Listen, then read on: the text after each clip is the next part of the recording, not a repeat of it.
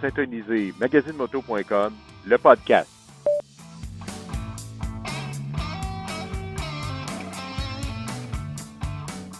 Soyez les bienvenus. Mon nom est Alain Labadie et j'aurai le plaisir de vous accompagner tout au long de cette série.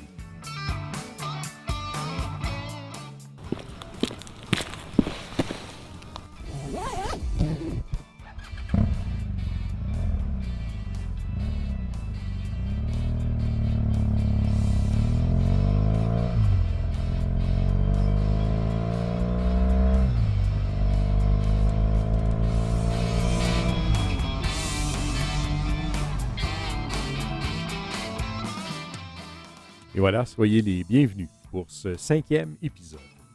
Aujourd'hui, nous recevons notre collaboratrice chez magazinemoto.com, Mylène Bolduc, dans un format similaire à ce que nous avions fait lors du tout premier épisode avec Marc Paradis. Donc d'abord, 3 nouvelles brèves, des petites vites en roulant. On parlera de la nouvelle BMW R1250 GS Adventure, édition 40e anniversaire.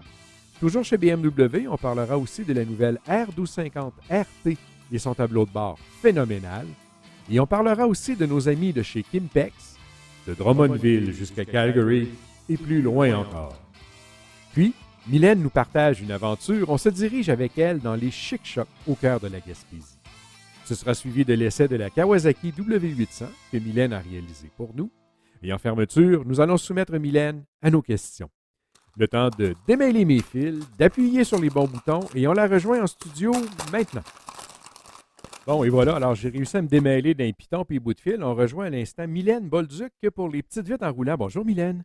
Bonjour Alain, ça va bien? Ça va très très bien. Hey, la première nouvelle dont on parle aujourd'hui, c'est chez BMW, la R1250 GS Adventure est maintenant offerte en édition 40e anniversaire. Oh que oui, Alain, puis je crois qu'elle va être bien attendue. On a adapté un petit peu le moteur pour les conditions environnementales, les émissions polluantes, là, les normes Euro 5, mais mis à part ça, il n'y a pas grand changement au niveau du moteur, mais il y a des belles petites nouveautés qui s'en viennent avec un phare qui est adaptatif avec le virage et les courbes. Et pour une belle petite conduite de nuit qui va bien nous éclairer. Et il serait aussi adaptatif avec la hauteur selon le terrain. Ça, c'est une belle affaire. Ça commence à être le temps que les motos commencent à avoir ça, je trouve. Ensuite de ça, ils ont commencé aussi avec le système de traction dynamique, le DTC. C'est une traction qui est sensible au niveau des virages avec l'inclinaison. Il n'est plus en option, mais il est offert de série, ce qui n'était pas le cas avant. Ensuite de ça, une autre belle nouveauté qui nous arrive, c'est le système intégral d'ABS Pro, qui est de série lui aussi. C'est un système qui va lier, si on peut dire, le frein avant avec le frein arrière. Si tu freines fort, fort, fort dans l'avant, l'ordinateur va équilibrer avec le frein arrière. Ça, je trouve ça une belle, belle chose. La machine va faire une partie de la job du pilote. En plus de contrôler l'ABS, il va aussi s'occuper de la répartition avant-arrière, surtout quand on arrive proche des limites. Oui, puis il y a même en plus, ils ont fait une amélioration pour tenir compte de la pente. Comment que ça va fonctionner exactement? Bien, ça reste à voir. Donc c'est un système ABS qui, en plus, va tenir compte du degré d'inclinaison si on est dans une pente. Et on peut comprendre que ça va agir sur la répartition avant-arrière, puisque plus la pente va être prononcée, moins il y a d'adhérence à la roue arrière. Sur l'assiette de la moto, effectivement. Fait que les conducteurs de moto hors route vont probablement très apprécier cette nouveauté-là qui va être de série. Mm-hmm. Ensuite de ça, ben, on a une salle chauffante pour le pilote et le passager qui va faire son apparition. On a aussi un troisième mode qui va venir de série. On avait le mode route, on avait le mode pluie et on va avoir un mode éco qu'on va retrouver aussi, Alain, sur notre autre modèle qu'on va parler. C'est la BMW R1250 RT 2021, qui est un modèle beaucoup plus touring, même qu'on pourrait dire, c'est le modèle sport touring de luxe chez BMW. Mm-hmm. On s'approche quasiment, il y en a qui disent que c'est presque de la perfection routière. On est rendu à la 8e génération pour la RT 1200. 1250. 1250, excuse-moi, Non, mais je suis j'ai oublié un attentif. petit Je suis 50. Hein? attentif, là. Moi, je t'écoute, là. Écoute, ils ont amélioré un petit peu les lignes, mais c'est vraiment plus au niveau de s'adoucir. Il n'y a rien de majeur, il n'y a rien de violent, mais quelque chose qui est bien. Eux aussi, ils vont venir avec le système Euro, les normes polluantes Euro 5. Mhm. On a aussi la distribution du chiffre CAM au niveau du moteur, comme l'AGS, c'est le temps de lever des soupapes d'admission, ça. Ouais, ben Donc, c'est la ça dépend. réactivité. C'est ça. Ben, ça dépend du niveau de vocabulaire qu'on utilise, mais c'est en fait le calage variable des valves qui était d'ailleurs la différence entre le 1200 et les 1250. Alors, le variable valve timing ou le calage variable des valves. On le voit bien à l'accélération, Alain, ça? C'est-à-dire que tu le sens sur toute la plage de régime, puisqu'il permet d'amener plus de torque de façon plus fluide à bas régime. Et plus tu montes dans les régimes, plus il va permettre de libérer de puissance. Parce qu'il y a une incompatibilité entre les deux. Si tu regardes la courbe de puissance d'un moteur, là, ce que ça prend pour être puissant à bas régime, ce n'est pas la même chose que ce que ça prend pour être puissant à haut régime. Et le calage variable permet d'adapter le tempérament du moteur si tu es à bas régime ou à plus haut régime. Ça fait une de leurs forces. Moi, Oui. j'adore te poser des questions mécaniques, Alain. Alors, mais on est juste deux, Mylène. Il y a juste nous deux qui parlent ensemble. Puis, y a-t-il d'autres choses à dire sur la RT ou on s'en va à la prochaine nouvelle? Écoute, qu'est-ce qu'il y a? Ah oui, l'écran. Écoute, c'est rendu quasiment la grandeur d'un iPad. L'écran technologique est rendu avec intégré le GPS. On a une grandeur de 10 pouces et quelques plus en diagonale. Là. Fait que tu vas pouvoir utiliser tout le tableau de bord en plus du GPS dans une moitié d'écran. On s'en va vers ça. Hein? Et une autre technologie que la RT a, c'est au bout du nez, il y a un petit, en plus du régulateur de vitesse, il y a un petit capteur qui va ajuster ta vitesse en fonction du rapprochement que tu vas avoir avec les autres véhicules devant toi. C'est ce qu'on appelle un régulateur de vitesse adaptatif. Donc, il va tenir compte Et des voilà. conditions devant la moto. Et voilà. Et il est relativement paramétrable, là, comme sur les autres véhicules où ça se trouve. Tu peux lui indiquer à ce système-là combien être sensible, quel genre de distance conserver, tout ça. Moi, personnellement, ça me laisse un peu froid. J'en comprends parfaitement l'utilité, mais c'est ça. Donc, c'est une amélioration. C'est une amélioration. C'est ça. Il y a des gens qui vont apprécier beaucoup. Absolument, absolument. Et on s'en va dans un tout autre territoire, mais on se rapproche de chez vous. Nos amis de chez Kimpex, et on le dit affectueusement, une des bâtisses les plus lettres le long de l'autoroute 20. Mais en contrepartie, si jamais vous avez l'opportunité, les auditeurs, d'aller visiter le centre de distribution, qui est le bâtiment à l'intérieur du parc industriel, l'autre bord des bâtisses lettres, c'est absolument extraordinaire. N'entre pas là qui veut, il faut être invité, puis il y a des paramètres à suivre pendant une visite industrielle de cette nature-là. Mais donc, Mylène, nos amis de chez Kimpex agrandissent, pas de Drummondville cependant. Non, puis comme tu dis, Kimpex, c'est une compagnie qui est très peu connue, mais c'est un chef de file dans la distribution des pièces et accessoires pour les sports motorisés. Et ils vont ouvrir un entrepôt de distribution, donc c'est leur deuxième centre, qui va être à Calgary, qui va pouvoir desservir pas mal tout l'Ouest canadien. Puis quand on parle de Kimpex, en 2017, je crois qu'ils fêtaient leur 50e anniversaire. On parle de 86 000 et plus produits. Et on parle aussi de 3500 détaillants là, qui distribuent le produit. Fait que c'est une compagnie bien de chez nous qu'à Drummondville, on est très, très, très, très fiers qu'ils se soient installés ici. Puis il y a une bâtisse juste à côté parce que Kimpex, c'est comme un dérivé de Soucy. Eux autres, c'est vraiment beau. Fait que vous allez voir la belle, belle bâtisse à côté de celle qui est bien, bien, bien ordinaire. Et c'est une histoire intéressante chez Kimpex à partir de chenilles, de bouts de chenilles de motoneige. Où il était tanné de pantoufles. En tout cas, bref, c'est une longue histoire qu'on racontera dans un autre contexte. Alors, merci. Oui! Ben oui, merci pour les petites vites en roulant, Mylène. On fait une petite transition musicale et au retour, on se retrouve, toi et moi, parce que je n'ai pas perdu le bout de fil, et tu vas nous amener en Gaspésie. Fait que transition musicale, on se retrouve dans un instant.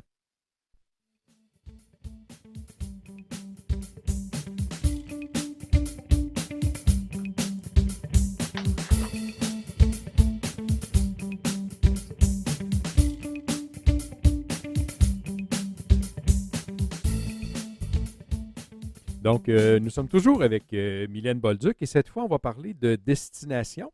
Mais comme on l'a fait dans d'autres épisodes du podcast, on va encore une fois se ramasser en Gaspésie, mais pas sur le même bout de chemin. Mylène, tu nous amènes où comme ça? Eh bien, je vous amène en Gaspésie en hors route puis en double usage. Si je peux te mettre un petit peu dans le Je contexte, t'en prie, mets-moi dans le contexte. ouais, depuis 3 ans, David, mon conjoint, et moi, on voyage au Québec beaucoup en moto-camping. Même, je pense que ça t'impressionne des fois, hein? Un peu, parce que moi, c'est pas mon genre de voyage en moto, mais je peux comprendre que des gens l'apprécient. Et puis, tu vois, on a essayé à un moment donné à faire la Gaspésie. C'était pas notre premier voyage en Gaspésie, mais de cette façon-là, vraiment, on est tombé en amour complètement sous le charme. J'avais demandé à David, parce qu'à chaque année, je lui dis, bon, qu'est-ce que je veux comme voyage? Cette année-là, je lui avais demandé des montagnes à perte de vue. Et puis pour ça, on s'est ramassé à l'intérieur de la Gaspésie. Fait qu'au lieu de faire le tour, nous autres, on a rentré vraiment à l'intérieur, puis c'est le cas de le dire. Puis pour ça, Mylène et oui. David à l'intérieur de la Gaspésie. Puis en plus, ben bon, ben tout le monde le sait, on a vécu la COVID, ça amène des situations assez particulières. Et puis on a décidé de voyager autrement parce qu'on avait beaucoup moins de temps. On a décidé de mettre les motos dans le trailer cette année et on a pu se rendre encore plus loin parce que c'était notre deuxième année qu'on a été explorer la Gaspésie et ses sentiers battus et non battus. Ce qui nous permettait d'avoir aussi beaucoup plus de confort. On a dormi dans le trailer, on a amené des équipements qui étaient un petit peu plus élaborés. Donc, le soir, on avait vraiment un campement dans un boisé de pratiquement 3 arpents, juste à nous autres seuls qui nous a été prêté. Et au bout du boisé, on avait tout de suite accès au sentier. Mais là, ce que tu ne nous as pas dit encore, c'est que le dedans de la Gaspésie où vous êtes allé, c'est la région des Chic-Chocs. Et voilà, c'est notre endroit qu'on est tombé en amour. Écoute, Alain, tu peux-tu imaginer un territoire qui est quasiment aussi grand que la Belgique? Mhm. Puis on parle de 30 000 kilomètres carrés. On parle de 4 parcs nationaux. On parle de sentiers fédérés au-dessus de 3 000 kilomètres. On parle juste le sentier Trans-Québec, c'est 1500 kilomètres de sentier. Puis ça, c'est à part tous les chemins non pavés qui sont dans les parcs, les CEPAC, les ZEC, et puis que tu n'as pas besoin de vignettes, ceux-là, là, pour les utiliser. Mhm. Fait Puis que là, on a des... Oui, vas-y. vous aviez du territoire en masse pour aller jouer dans la boîte. Ah, mais. Puis là, tu as des montagnes à perte de vue. Tu as des rivières avec des passes à saumon. Tu sais, quand tu dis tu as 30 saumons qui dorment, là, puis c'est du 30 livres et plus. Tu as des sanctuaires de truites, tu as des ours, des caribous forestiers. C'est le paradis des orignaux. Honnêtement, là, Puis t'as retrouvé si tu ton vas là, chum, puis tu t'as vois... retrouvé ton chum Hein? à travers ça un moment donné? Oui, oui, oui, inquiète-toi pas. Et puis pourquoi? Écoute, ça me sort complètement de ma zone de confort. J'ai le vertige, Alain. Mais j'aime Mhm. ça être en haut des montagnes puis de voir loin. Mais de voir loin, là, c'est incroyable. C'est à perte de vue. Puis les gens là-bas sont tellement accueillants. On a eu un ami, la première année qu'on y a été, notre ami, il est patrouilleur. Fait qu'il nous a aidés aussi à nous orienter, mais il nous a fait découvrir vraiment un endroit que j'affectionne beaucoup. C'est le village Grande Nature à Saint-Octave de l'Avenir. Je crois que tu Mhm. le connais aussi. On va s'en reparler un petit peu Ben, tantôt moi, dans je une l'ai de mes connu. Je l'ai destinations. connu par le camp de cadets qui servait aussi pour la réserve des Mhm. Forces canadiennes à l'époque. Puis c'est un peu plaisir, écoute, d'aller prendre un café là sans passer par l'asphalte. Mhm. Ça, là, c'est précieux. C'est un peu plaisir. Puis, ben, à travers tout ça, ben, j'ai des anecdotes. Hein. Ah, T'en va donc. veux-tu une? Ah, va donc. La première année, écoute, mon baptême de boîte. Faut vraiment que je te conte ça. Tu sais, David, c'est moi qui est instructeur moto, hein. C'est pas David, hein? Pour nos auditeurs, Ouais, David est le conjoint de Mylène. Et effectivement. disons qu'au départ, il est plus bouette que toi, tu l'es en partant. Oui, moi, mon domaine, c'est la route. Mhm. Et David, son domaine, c'est le hors-route. Et effectivement, quand on roule ensemble sur l'asphalte, c'est moi qui est en avant Et quand on est en hors route, c'est David qui est en avant. On ne se pose même pas de questions. Ça se fait automatiquement, chacun nos créneaux. Et des fois, ça m'arrive de ne pas écouter mon chum, mais là, je voulais lui faire plaisir. Fait que je me suis dit, je vais essayer de suivre son conseil. Et des fois, ses conseils sont assez particuliers. Mais bon, tu te dis, je vais faire avec. Mhm. On est arrivé Je vais y devant. faire confiance. Je vais essayer de lui faire confiance, puis je vais me laisser aller là-dedans. Et on est arrivé devant une trail, mais de la boîte et de la boîte, tellement que j'en ai quasiment reculé. Il dit, veux-tu y aller? Je dis, mais non, vas-y, je vais te regarder.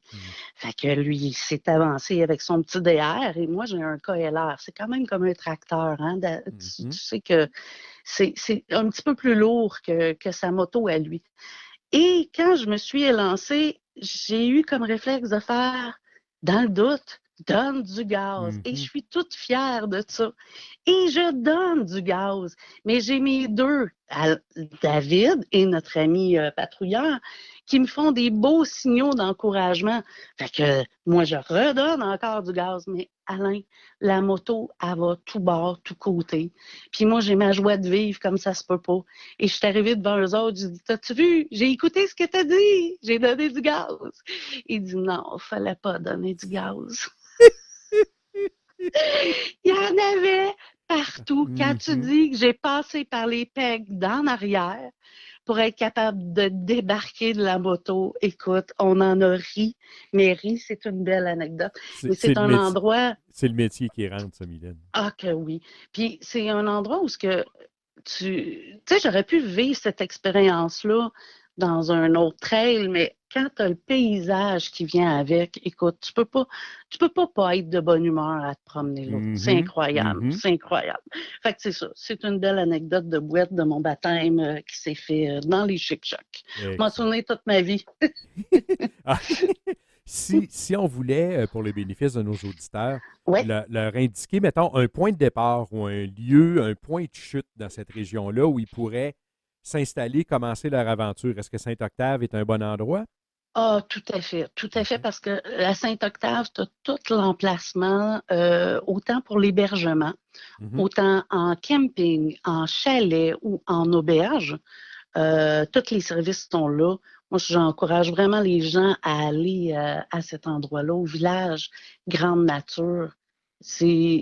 En réalité, c'est un ancien village abandonné qui ont fermé en 1971. Ils ont gardé l'église, la chapelle avec la petite école. Et comment tu appelais ça, l'aréna, toi? Dans le temps, c'était un aréna, toi? Oui, c'est un aréna, me semble, oui. OK. Puis là, ils ont construit des chalets aussi scandinaves. Il y a même des spas. Mais tout ça, c'est avec la vue sur les Chic-Chocs. Et tu as des trails qui partent de tout bord, tout côté à partir de là. Puis on ne veut pas faire peur aux auditeurs non plus. Les trails en question, tu n'es pas obligé d'aller te noyer dans la boîte. Là. Il y a du semi-surfacé qui est plus facile d'accès à ce moment-là. Du chemin forestier, des chemins de CEPAC, de ZEC, où ce que monsieur, madame, tout le monde en auto pourrait rouler, mais que ça se fait très, très bien aussi avec une GS 1200, hein? Mettons. Ou 1250. 2021 que tu ne veux pas graffiner. Donc, on invite les auditeurs à aller faire des découvertes. Donc, en Gaspésie, dans les Chic-Chocs, et une bonne base, un bon point de départ, ça pourrait être Saint-Octave-de-l'Avenir. Et on rappelle à tout le monde, tout en étant respectueux autant de l'environnement que de la propriété privée dans les environs. Ah, que oui. Puis les gens sont accueillants. Alain, là-bas, si tu as besoin d'un conseil ou d'une direction, les gens vont se faire un plaisir de vous accompagner ou même de vous guider. Comme le monsieur en VTT qui a eu la gentillesse de m'aider à finir de sortir ma moto d'une ornière dans la boîte dans un... Écoute, t'étais sur la Trans-Québec. On racontera l'anecdote au complet dans un autre contexte à un moment donné, mais écoute, sur la carte routière, le tronçon était là. Mon GPS connaissait le tronçon et moi, je le connais maintenant, mais ça a été une autre aventure. Hey, Mylène, on va refaire une courte transition musicale. Bien sûr. Et on se retrouve de l'autre côté pour l'essai de la Kawasaki W800. Grouillez pas de là, on revient tout de suite.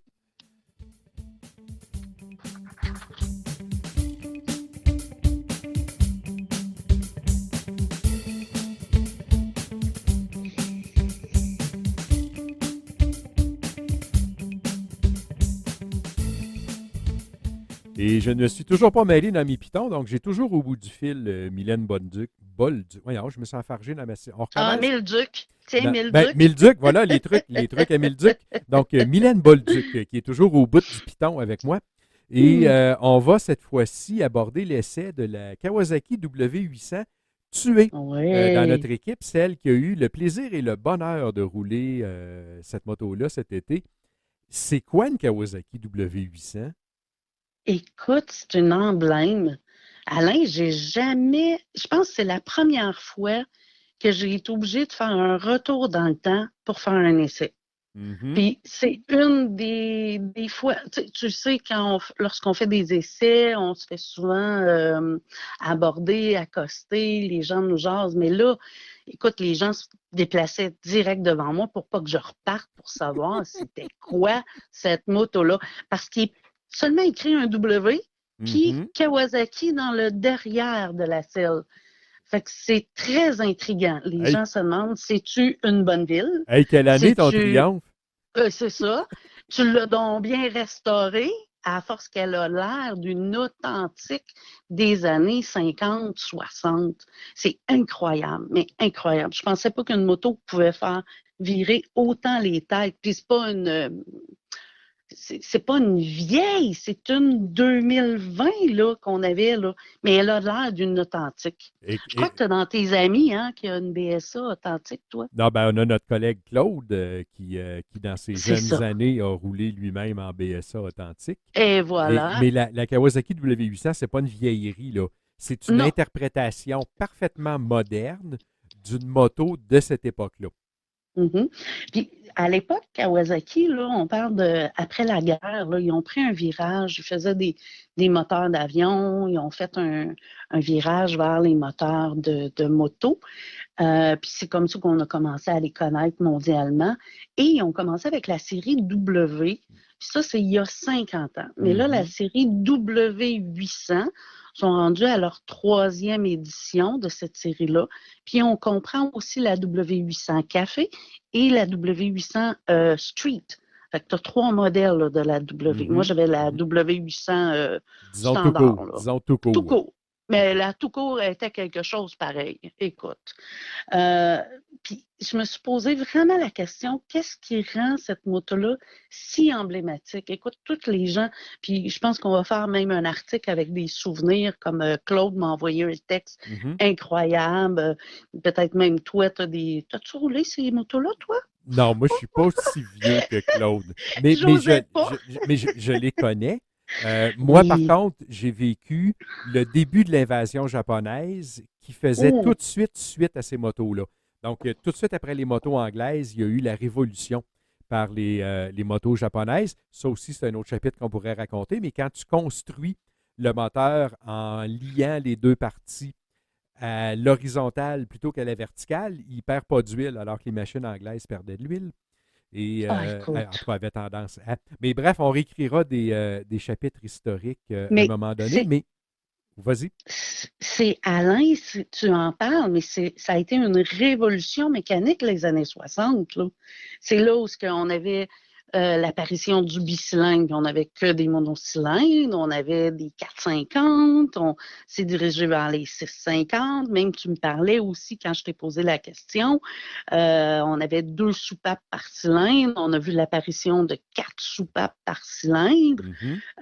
Les arbres à cam, on parlait comme pourquoi la W800 a été si emblématique. Au lieu d'avoir un arbre à cames de 90 degrés, tu en parles, c'est devenu conique, ce qui a donné une meilleure puissance C'est-à-dire que au c'est moteur.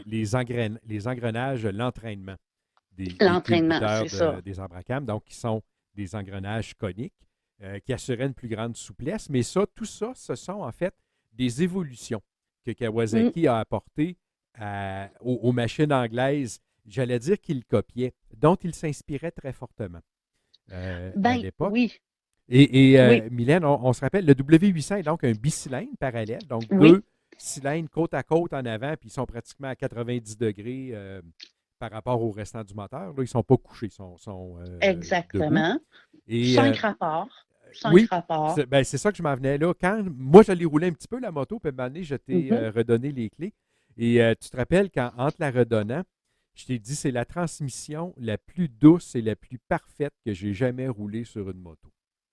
Écoute, tu m'as surpris tellement parce que tu as dit que j'ai roulé depuis toujours. Mhm, mhm. Je sais que tu en as essayé beaucoup des motos. J'en ai essayé, là, mais toi, c'est incroyable le nombre de motos que tu as essayé.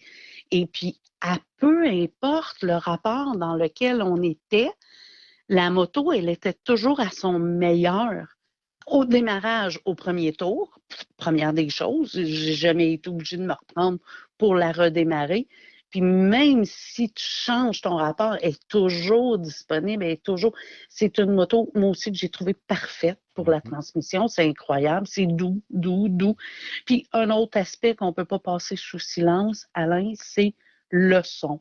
On voit que Kawasaki a mis le détail à l'expérience sonore que la W a procure à son pilote. C'est incroyable, incroyable. De là, je pense qu'il y a des gens qui entendent la moto même avant de la voir. Elle a Mhm. gardé le son d'origine, là, ou presque. Et, ben, c'est-à-dire que le son est très caractéristique et Mm, effectivement très, très, très agréable. C'est une douceur à rouler, cette machine-là. Moi, j'en revenais pas. oui, Puis encore là, quand on en discutait, parce que pour les auditeurs, quand un ou une de l'équipe rédige un article, souvent, on va quand même échanger entre nous, s'assurer que les perceptions de l'un sont soit validées ou contre-validées par un autre.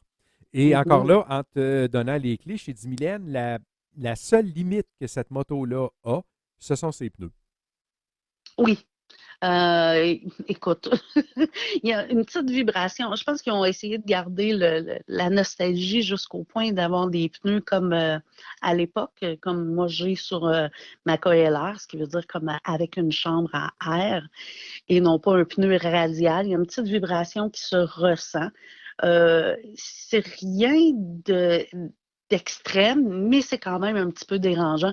En plus qu'il n'y a pas le pare-brise. Ceux qui aiment le vent, c'est correct, mais ceux Mhm. qui aiment un petit peu moins, ça peut devenir un peu dérangeant avec des randonnées de longue distance. Donc, je conseille vraiment cette moto-là, plus côté plus urbain, jeune conducteur qui a une nostalgie du vintage. Là. Vraiment, ça a fait craquer des jeunes motocyclistes que j'ai comme élèves. Mhm. Vraiment, là, ça, ils ont craqué, carrément.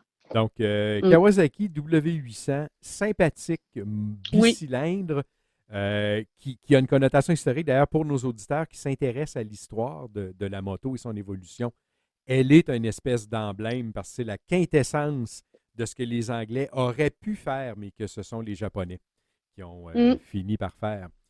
Excellent. Et l'essai est déjà publié. Il est disponible sur le site Oui. web du magazine. Et les photos sont franchement pas mal, Mylène, en plus. Ah, ça paraît que j'ai changé d'appareil photo, hein? C'est ça, c'était fait à ce moment, c'était déjà bon. Hey, on refait une petite transition musicale. Bien sûr. Et en fait, non, c'est pas une transition musicale qu'on va faire. En fait, pas la même. Attention, la transition musicale, elle s'en vient. Est-ce que, Mylène, tu vas être prête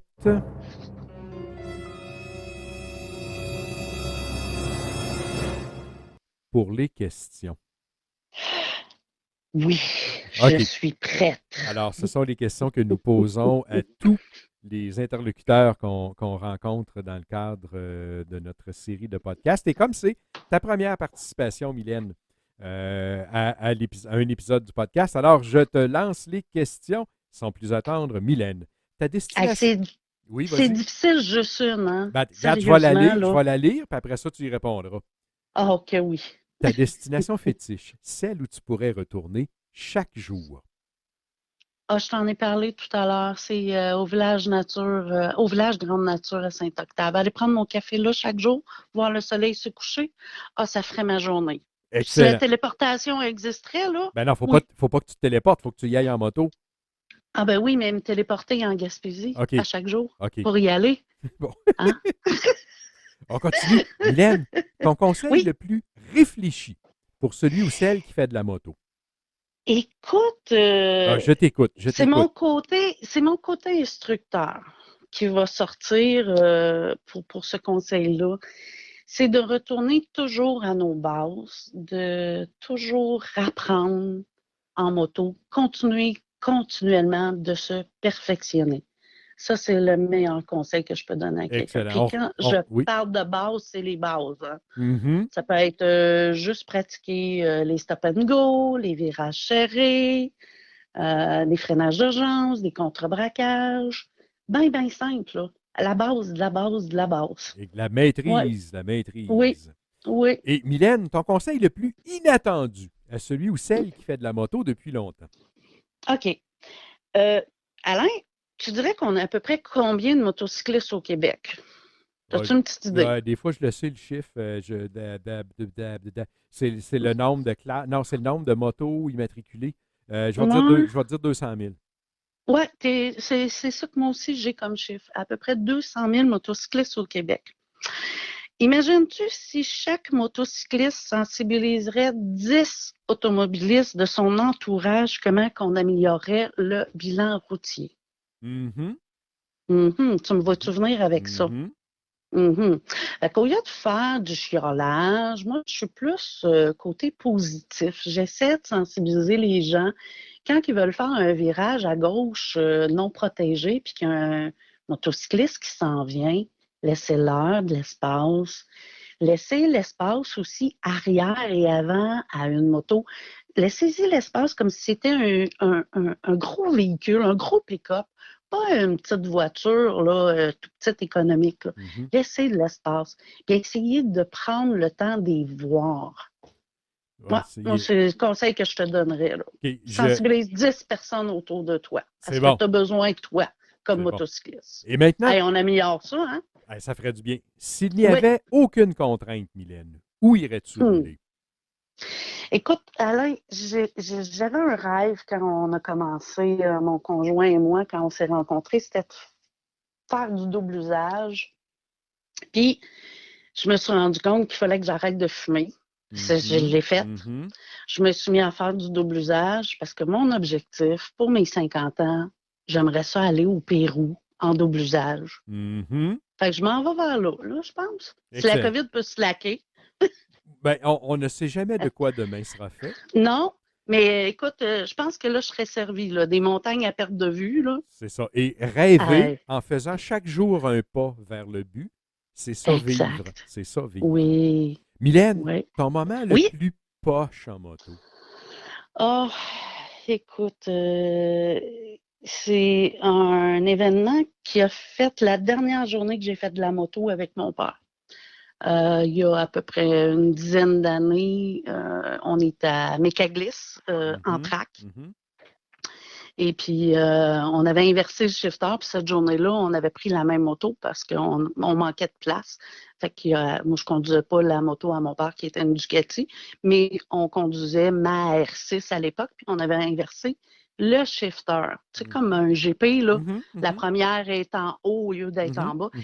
Et mon père m'a averti, dit, fais attention, fille, fais attention. Mais il aurait dû ajuster la moto pour lui, pas pour moi. Je n'avais pas la conduite agressive comme lui l'avait. Je n'avais pas le même niveau que lui. Et ça a été mon meilleur mentor dans le domaine de la moto et je te dirais à tous les niveaux. Et cette journée-là, si j'aurais su que ça a été la dernière journée que j'ai fait de la moto avec lui, je pense que j'en aurais profité un petit peu plus que ça. Mhm. Mhm. Mhm. C'est important de profiter de chaque jour, de chaque moment, de chaque occasion. Hein? Ouais. Fait que, il y a eu un accident, tout ça pour dire qu'il n'a jamais refait de moto. À l'époque, je suis fière de dire que j'ai fait de la track avec mon père Mhm. jusqu'à ses Mhm. 62 ans, il y a une dizaine d'années de ça. Et puis, quand j'essaie des motos avec le magazine, je vais toujours lui montrer, je vois encore la passion dans ses yeux, mais écoute, on n'a jamais pu refaire de la route ensemble. Mais je le remercie encore de m'avoir partagé cette passion-là. Good. On Ouais, renvoie un c'est mon arc-en-ciel. moment plate. C'est ça. Mais là, on renvoie un C'est ça. arc-en-ciel par-dessus ça. Ouais. Ton moment le plus wow en moto. Écoute, je te parlais des rêves réalisés, puis c'est un voyage où ce que j'ai commencé à réaliser que je réalisais des rêves en moto, puis qui fait la différence de la motocycliste qui est aujourd'hui. Peux-tu imaginer, Alain, je suis instructeur moto, je roule 1500 km par semaine dans le trafic avec des élèves qui me suivent comme des petits poussins et de me retrouver dans l'immensité avec rien. On sort sur la Côte-Nord, on vient de passer un village où il y a des chiens errants qui nous ont attaqués, chose très inattendue. Puis, à un moment donné, j'arrête la moto en plein milieu du chemin. Mais ça fait 1 heure qu'on roule puis qu'on n'a plus rien, là. Je me souviens encore de la face à David. Il dit quoi? Qu'est-ce qu'il y a? T'es fatigué? Mais je suis partie à pleurer. Puis j'ai dit non, c'est tellement beau! Je vais m'en souvenir toute ma vie. Écoute, la taïga, c'était un de mes rêves. Une immensité où il n'y a rien, de vivre ça en moto. Et finalement, ça a sorti avec une photo que je suis couchée sur la ligne jaune. Oui. Puis les gens me disent « Ah, mon doux, t'es prof de conduite, puis t'as fait ça. » Oui, mais écoute, pendant 2 heures de temps, on n'a pas croisé personne. Mais personne. Ça, c'est un de mes plus beaux moments, là. Tu sais, d'apprécier, dire « J'avais des rêves, mais là, je suis dedans, là. Je suis dedans présentement. » Puis je te dirais, je pense que c'est ce moment-là qui a fait le virage de la motocycliste que je suis rendue aujourd'hui. Merveilleux. Merveilleux. Ouais. Hey, Mylène Bolduc. Oui, Monsieur Alain. Je te remercie immensément d'avoir partagé la route avec nous. Ça me fait tellement plaisir. Puis, Alain, naissant entre les bonnes lignes, la jaune à gauche, la blanche à droite. Toujours, Mylène, toujours et en gardant le sourire. Salut! Bye! Et voilà que c'est déjà tout pour le présent épisode.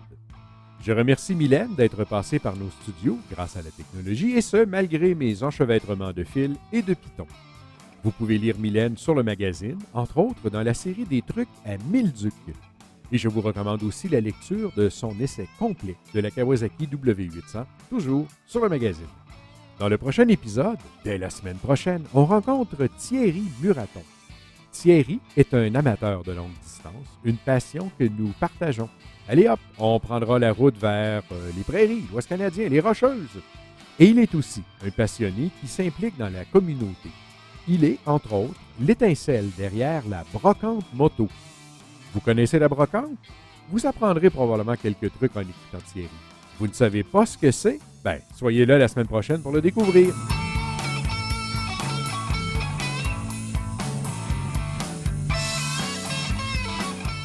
Et nous vous disons merci de nous lire et de nous écouter. Pour ne rien manquer, suivez-nous sur le site du magazine à magazinemoto.com, sur notre page Facebook, sur notre chaîne YouTube et sur les plateformes de diffusion de balados. N'hésitez surtout pas à partager avec vos amis et nous vous invitons à nous retrouver la semaine prochaine pour un autre épisode du podcast de magazinemoto.com. Mon nom est Alain Labadie et ce sera tout pour aujourd'hui.